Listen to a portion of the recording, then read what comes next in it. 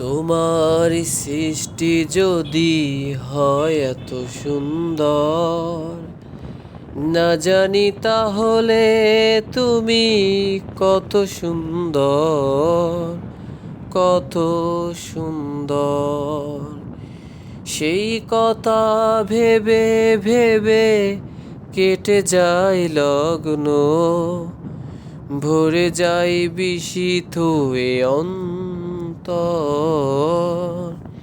না জানি তাহলে তুমি কত সুন্দর, কত সুন্দর।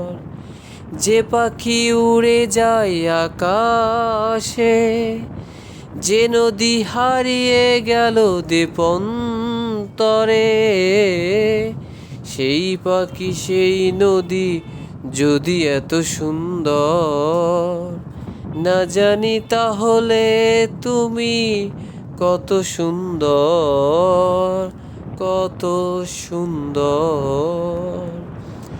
তোমার সৃষ্টি যদি হয় এত সুন্দর, না জানি তাহলে তুমি কত সুন্দর, কত সুন্দর।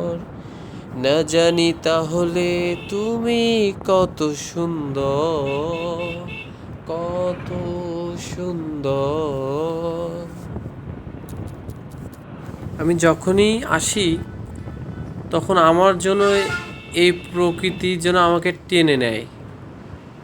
চাবড়া টু সাতক্ষীরা পর্যন্ত, ফিংড়ি পর্যন্ত এত সুন্দর পরিবেশ আর এত সুন্দর সুন্দর ফলের বাগান।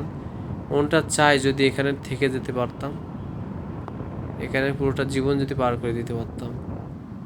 কলবি কলবি আম, গ্রাম আসলে অন্যরকম একটা শান্তির জায়গা, যেখানে মানুষ আসলে শান্তি খোঁজে।